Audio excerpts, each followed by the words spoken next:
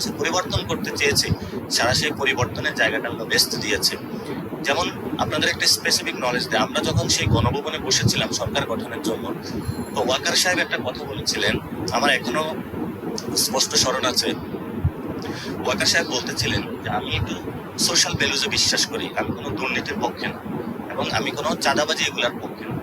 তো ওই ব্যক্তিটাই যখন তারেক রহমানের চাঁদাবাজিকে সায় দিয়েছে, ওই ব্যক্তিটাই যখন তারেক রহমানের মতন একজন দুর্নীতিবাজকে হলো ক্ষমতায় বসিয়েছে, তখন ওনার সততা নিয়ে প্রশ্ন আসে। এই জন্য আমি ওনাকে বলি, যখন দাঁড়িয়ে রেখে আর্মি প্রধান, আপনি দেখবেন ডিফেন্সের ক্ষেত্রে এগুলা নিয়ে তো কথা বললে আর্মিরা খুব জ্বলে ঢেলে মানে উঠে, খুবই ভয়াবহ অবস্থা।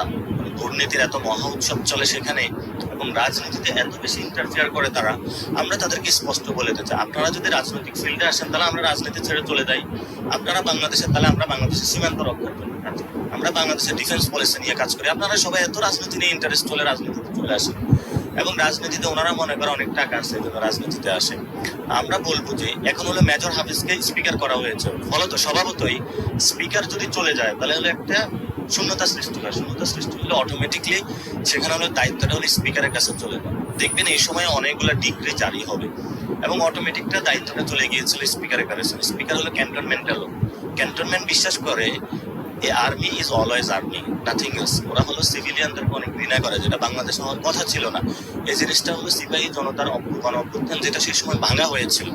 পরবর্তীতে দেখেছিলাম আমরা কাজ করতে গিয়ে, যখন আমরা গণ অভ্যুত্থানের করতে গিয়েছি, আর্মিদের থেকে আমরা ভালো, আমরা সৈনিক থেকে মেজর পোস্ট পর্যন্ত ওয়েলকামিং পেয়েছি। কিন্তু যারা হলো দুর্নীতির মহা উৎসব, খুব ভালো পলিটিশিয়ান হয়েছে আর্মির মধ্যে, তাদের থেকে আমরা অ্যাজ অফ নাও আমাকে অনেকেই প্রশ্ন করে আপনি কি আর্মিতে জব করেছেন।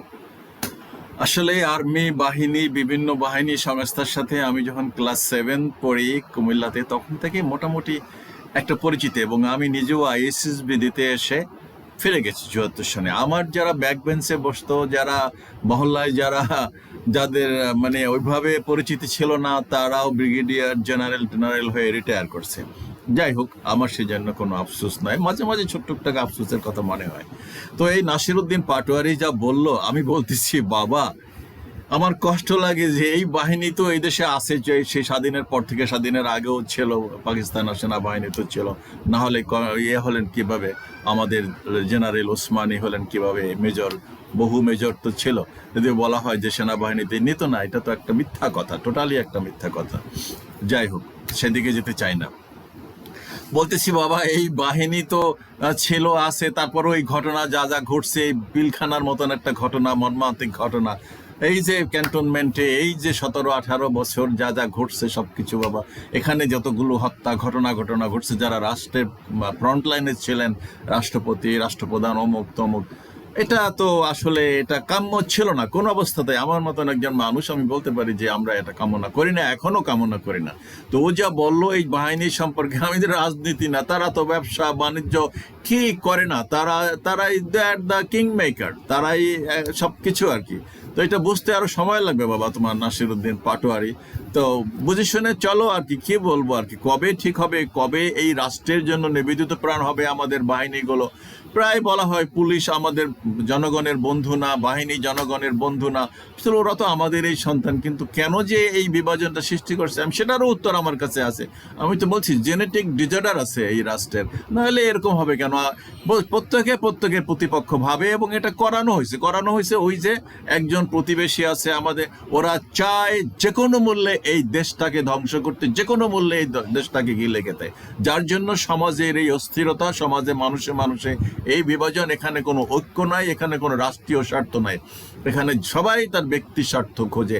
এটাই হলো মূল কথা। তো জানি না এই নতুন প্রজন্ম যদি ইচ্ছা করে, তারা যদি ঐক্যবদ্ধ থাকে এবং চেষ্টা করে, সৎ থাকে, এরা তো আর সৎ কতটা করছে, এরা তো আর বিদেশে বেগম পাড়া বানায় নাই, এখনো কোটি কোটি টাকা ব্যাংক ব্যালেন্স করে নাই, হয়তো 2-1টা গাড়ি গুড়ি কিনছে, এই যা। আমি এটা সমর্থন করি না, তারপরেও আমি বলতেছি বাবা, লাইনে আসো, টাকা পয়সা বড় কথা না, টাকা পয়সা ছাড়াও চলতে পারবা। আগে দেশের জন্য, মানুষের জন্য কিছু করো, মানুষ মাথায় করে সম্মান করবে, আদারওয়াইজ ওই গোল্লাই যাবে আর কি, সোজা কথা, গতানুগতিক পরিণতি হবে। আমি বলতেছি ঐক্যবদ্ধ থাকো এবং চেষ্টা করো, সৎ থাকো। আসলে লিডারশিপরা যদি সততা না শিখায়, সততা না চায়, দেশকে যদি ঠিক করতে না চায়, আমার মতন বুইরা যেগুলো আছে, হ্যাগাটা বুঝিতে, এগুলো তো অন্ধ হয়ে গেছে, টাকার ক্ষমতার অন্ধ। তো এই নতুন প্রজন্ম যদি চেষ্টা করে কিছু করতে পারে আর কি, আমি কামনা করছি, এটা বিনয়ের সাথে বলতেছি। বলতেছি ট্রাই টু ডু সামথিং, সৎ পথে থাকো, ঐক্যবদ্ধ থাকো এবং দেশকে আমূল পরিবর্তন করো। তবে যদি জেনেটিক ডিসঅর্ডার রেকটিফাই করা যায়, আদারওয়াইজ অসম্ভব কথা আর কি। এই বাহিনীরাই চালাবে, আর এই গন্ডগোল যা আছে এভাবে চাঁদাবাজি সববাজি চলবে, আয়নাঘর আবারও তৈরি হবে। এগুলো আসলে পরিবর্তন করা সম্ভব নয় যদি না এই নতুন প্রজন্ম ঐক্যবদ্ধ হয়ে চেষ্টা করে। আল্লাহ হাফেজ।